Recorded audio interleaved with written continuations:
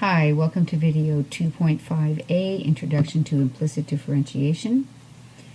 So the word implicit is the opposite of explicit, which is we've been doing so far is explicitly define functions and explicit differentiation. Now we're going to do implicit.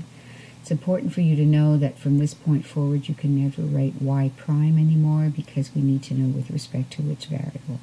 So going back to what we have been doing, which is explicit differentiation, we've been given y explicitly defined as a function of x. So what we have so far, we've always been given y equals with x's on the other side. And we've been asked to find dy dx. And now it's important that you get into this notation of d dx of y. We were asked to find the derivative with respect to x of that function. So I'd like you to start writing it this way as y equals 2x cubed minus 1. We're taking d dx of each side, giving us dy dx. And here you'll notice the expression is in terms of x, and we're differentiating with respect to x. Okay, so implicitly defined relations are ones where the y is not isolated. Now in some cases it is easy to isolate y. Here you could say y squared is 9 minus x squared, so y is plus or minus the square root of 9 minus x squared. However, it's actually going to be easier to differentiate this implicitly rather than dealing with the plus or minus and the square root. In other cases, such as this, there is no way to isolate y. You cannot isolate y, so therefore you have to find another way to find dy dx. Okay, so here's an example. Let's say you had x squared plus y squared equals 25, and the question was find dy dx. So what we're going to do is take d dx of each side.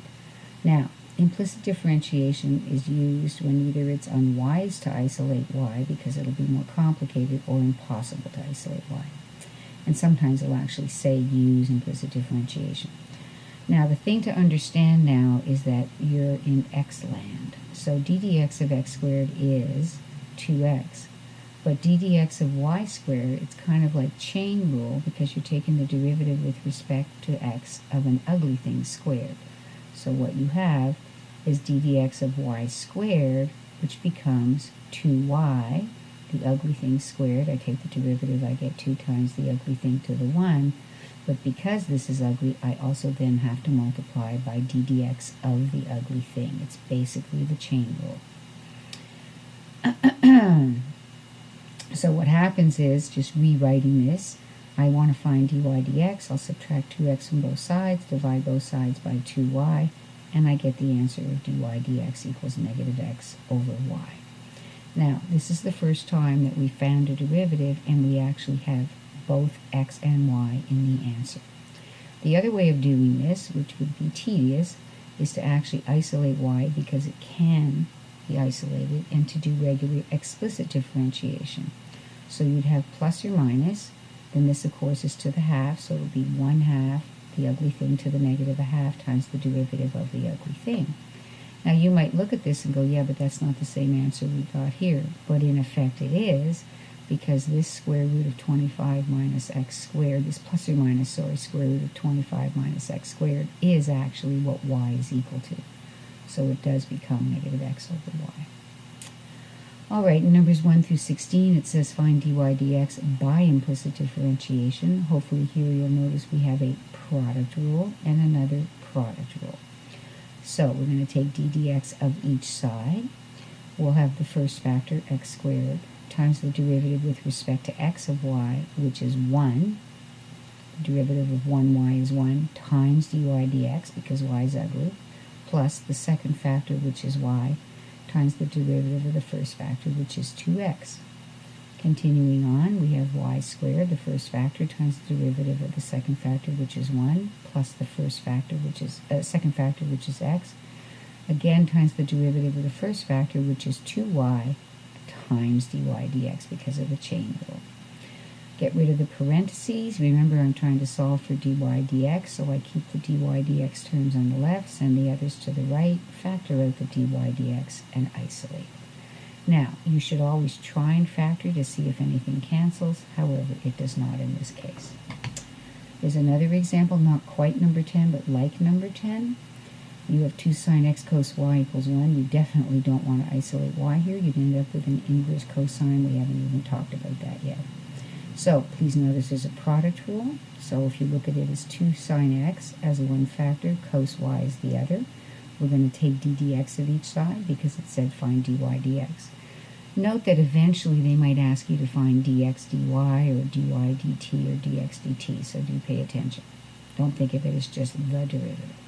So we have a product rule, first factor, derivative of the second factor, derivative of cosine of an ugly thing is negative the sine of the ugly thing, times the derivative of the ugly thing with respect to x. Plus the second factor times the derivative of the first factor, which is already in terms of x, that's 2 cos x.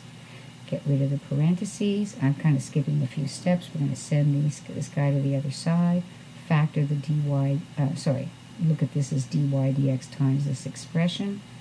So send those two guys to the other side and divide by the coefficient of dy dx. The negative 2's cancel, and nothing else cancels. You could rewrite this as cotan x and cotan y. For multiple choice, they probably would, but you wouldn't have to. Be careful that you write the angles, because you might think, oh, look, I have a cosine. Well, actually, nothing would cancel, but cosine x is very different from cosine y. For example, that's not cosine squared anything. Okay, now we're going to go a little bit further and not just find dy dx, but to find dy dx at the given point. So for number 24, the function they're giving you is this one, and you're finding dy dx at the point negative 1, 1. So on the left, we're going to take d dx of each side. On the left, we have 3 times ugly thing squared times derivative of ugly thing. Now, this is a sum, so you're going to need these parentheses. The derivative of x is 1. The derivative of y with respect to x is 1 dy dx. On the other side, derivative of x cubed is 3x squared. Derivative of y cubed is 3y squared dy dx.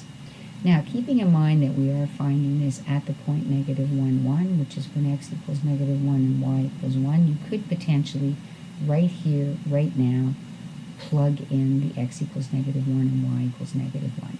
I'm going to do a little bit of a simplification. I'm going to distribute this, and then realize that I have 2 terms with dy dx, and I'm going to bring them to the left, bring the non-dy dx terms to the right, and divide through. I'm kind of skipped a few steps here. So now when you replace x by negative 1 and y by negative 1, you simply go through and do that. Replace the x's by negative 1, the y's by 1, and you'll get a numerical answer of negative 1. And that's the end of video 2.5a.